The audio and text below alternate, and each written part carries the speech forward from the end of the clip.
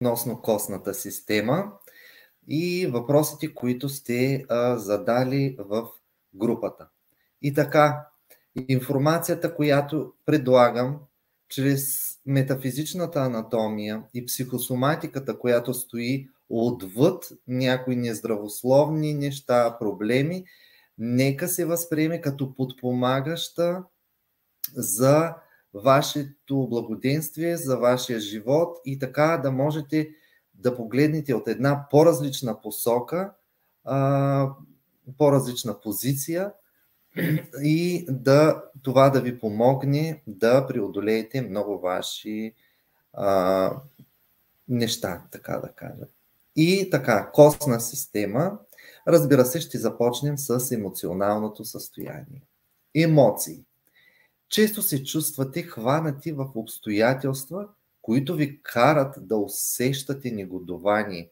Сякаш сте изтласкани отвъд вашите граници, извън вашата зона на комфорт. Чувствали се за необходимо да потиснете много ваши таланти, много положителни аспекти от вашия живот, за да бъдете приети и уважавани от другите и най-вече семейството. Често чувствате, че усилията са ви напразни, те не са наградени. Чувствате, че не сте достатъчно добри, за да бъдете себе си. Може дори да чувствате, че винаги е трябвало да водите собствени битки, без подкрепа, които ви причиняват много гняв и негодование, които сега са заседнали. И сега се намирате в някаква точка на пречупване, която ви кара да се чувствате провалени. Сега, разбира се, имате много време да помислите върху този въпрос, да анализирате този въпрос и да видите кое отвлича вниманието ви от реалността, която е истинската, която чувствате. Често усещате, че вие представлявате директна мишена. Имате страх от това да не се разклати семейният идеализъм, все едно да не се разклати семейната лодка, когато ви се наложи да изразите себе си.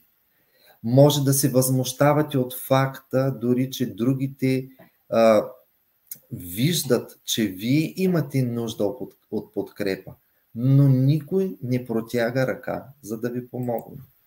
Какво означава това? Научете се да искате подкрепа. Научете се да я искате достойно. Да бъдете достойни, да се чувствате в достоинство, когато вие искате и имате нужда от тази подкрепа. Без да се страхувате, че сте длъжни на някой друг. Този модел често се превръща в порочен кръг, който влияе върху всичките отношения и цели в живота. Например, изпитвате голямо разочарование от обстоятелствата и факта, че сте напълно контролирани поради това, че вие имате лоши граници и не можете да ги проявите. В резултат на това се чувствате все едно сте в капан, в застой, без липса на емоционална свобода.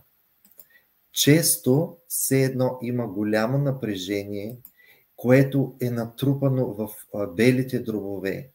И поради това натрупано напрежение и това негодование се събира много скръб, разочарование и печал.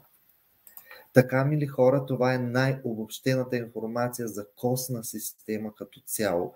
Ето виждате негодованието, гнева, до какво отвеждат и при какви обстоятелства най-широко, това е генерално, се отнасят проблемите с костната система. Благодаря ви за този въпрос. Щастлив съм, че ви отговорих. Ще се видим и в следващото видео. До скоро!